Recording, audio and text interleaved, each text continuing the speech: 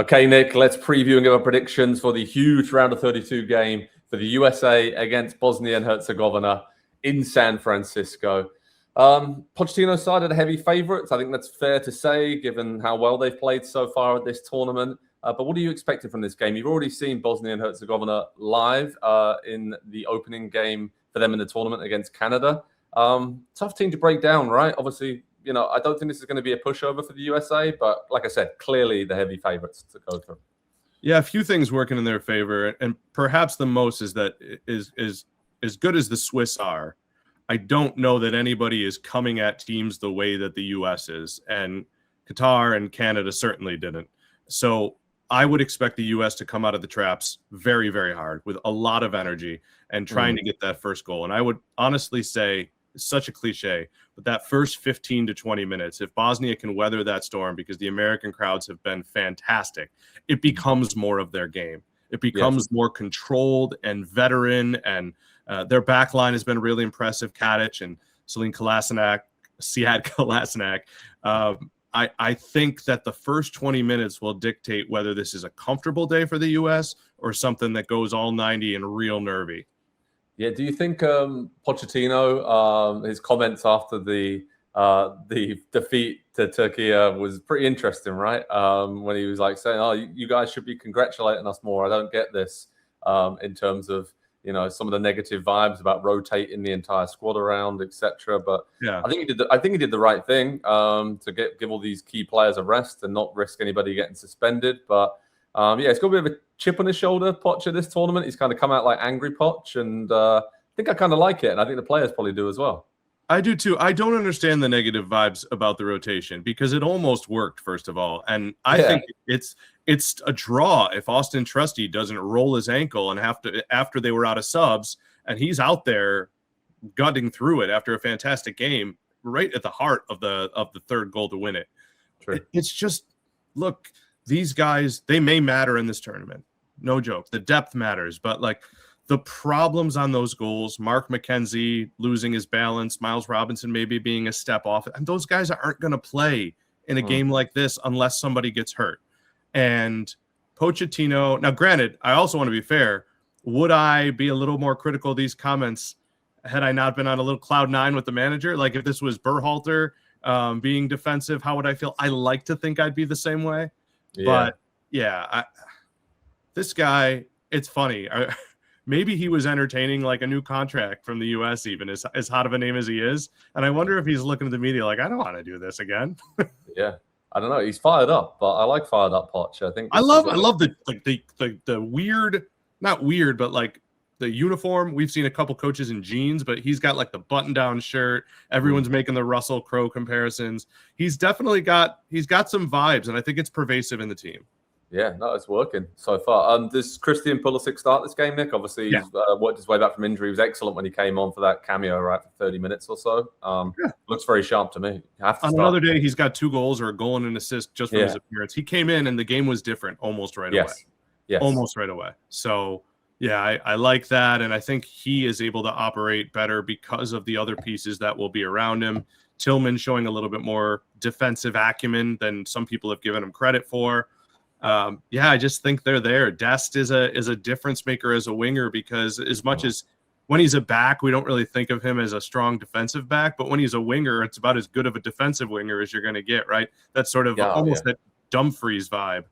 Oh, it's brilliant. Do you think the US just goes straight back to the lineup that started against Paraguay?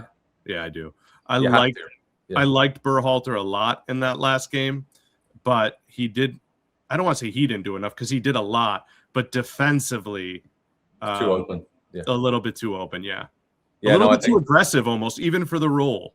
Yeah. No, I agree. I just think about momentum as well. A lot of people were criticizing, the amount of changes, the defeat, and all the rest of it. So that's my only slight concern for the USA. It's like you hear players say it all the time, like, "Oh yeah, we couldn't. I don't know what was wrong. We couldn't quite get back up to speed." Blah blah blah. A lot of those players had I suppose it will be over a week off, or about a week off without playing a game. So I don't know. I don't know if that makes any difference. I don't think it will. But I can just already kind of hear maybe some of the sound bites if the US struggle in the first half. of what commentators are saying, like, oh, I shouldn't have rested as many, blah, blah, blah. But I like what Poch did. I would have done exactly the same in that situation. And Joe, yeah, when they walk out there, and that crowd buzz hits, oh, and the anthem hits, I just think these tournaments are a little bit different even than a Copa America, or than, you know, this is something where your attention is there right away. And I'm just not worried about the rest being an issue. They're going to be amped up for the game of their lives. Yeah, okay. Let's talk about Bosnia and Herzegovina a little bit more. Obviously, very well organized, as we said. 4-4-2, pretty much. We think they might go to a bit of a 4-5-1, depending. But, I mean, up top, Demirovic, Aiden Zeko, I mean, you know, they will cause problems. There'll be crosses into the box. They like to get the ball out wide, don't they? And they're not shy of whipping in crosses. I think we saw that throughout qualifying for this tournament and this tournament so far. I mean, they're going to look for counterattacks, right? And I think when you look at the USA's game so far, that is one of the areas where when the full strength lineup was out there in the second half against Australia in particular, where they looked a little bit susceptible. So I feel like Bosnia and Herzegovina are going to try and find, you know, those kind of gaps on the counter attack, and they know they're going to be under pressure. But got some, you know, veteran and Aiden Zeko, and, you know, I don't know. It's one of those teams that you should never underestimate. Yeah. They obviously got past Italy in the playoffs in World Cup qualifying to get to this stage, and kind of a feeling of like, we got nothing to lose, right? Which is dangerous in a knockout round in this stage of the tournament. Like everyone knows the USA are going to be heavy favourites for this one, but I don't think Bosnia and Herzegovina are going to care one bit, and they're so used to being the underdogs and punching above their weight. So it's going to be interesting to see how the USA copes with some of the, I think, aggressive nature of this kind of physicality that's going to be brought up and just ramped up a few extra notches, right? Given the fact this is a knockout round game. I think it'll be like playing a David Moyes West Ham team. Yes. Good comparison. Yeah, with Antonio, kind of the savvy operator up top. But what I don't see is a Declan Rice. And so I think the U.S. can win through the midfield. I think that'll be a really big part of it. I also think, look, it's a World Cup. No one's going to have their spirits sapped. But Bosnia would have signed up before this tournament of getting through to the round of 32. Oh, they've already won.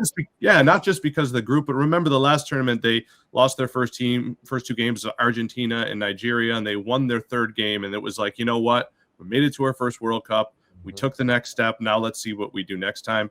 And there's a spirit of defiance in the U.S. camp that, again, I expect them to.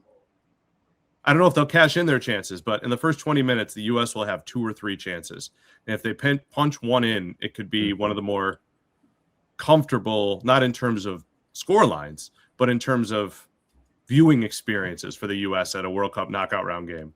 And that's straight out the Pochettino playbook as well. Yeah. Let's go out hard. Let's go out early. Let's dominate the first half, be 2-0 up, and then we can manage the game from there. We know he loves to do that and set his teams up to do that.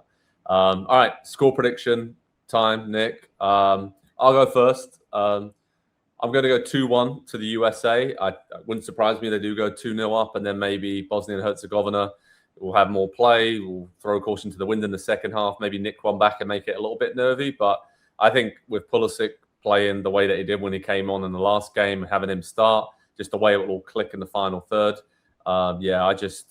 I think the USA are going to find some way to get it done, and the home crowd as well will make a big, big difference. So I'm going for a USA 2-1 win. What about you? I think your script is exactly what I'm expecting. Of course, it's the World Cup, and we might not see that. Sure. For me, the difference is, and again, I like Asmir Bajraktarevic. Chose Bosnia, his family's from there, over the U.S., played for the New England in Wisconsin, right? Yeah, I think he's a fantastic player. I think the difference between him and a Goulet, who, I mean, holy cow, that was one of it's going to go under the radar because it was 10 p.m. on a Thursday night with an eliminated team playing a team that had already won the group. So I don't know how many neutrals were watching, but that was as good of a individual performance as you're going to see. And I mean, there's a reason he's on Real Madrid. And so I don't think the point is, I don't think Bajraktarevic is quite there. He's shown an opening that I think might get exposed in later rounds, but I think the U.S. will be able to manage the threat. All right, let's see if they can do it. Head over to Pro Soccer Talk on NBCSports.com for preview, how to watch information, live analysis, reaction, and much more. We'll have you covered for the USA against Bosnia and Herzegovina in San Francisco. Round of 32 game in the World Cup. Win or go home. It's very simple now for the USA. And on home soil, they've been looking very good. But this will be a very stern, physical test for them. Let's see if Pochettino's side can get through it. Pro Soccer Talk will have riders across games at the 2026 Men's World Cup, and we're so excited to take you on this journey with us. We'll bring you in-depth pieces of the major storylines from these big cities as the world arrives in the United States for the biggest tournament in the world. Plus, we will have analysis live from the stadiums covering the top teams and players at this tournament.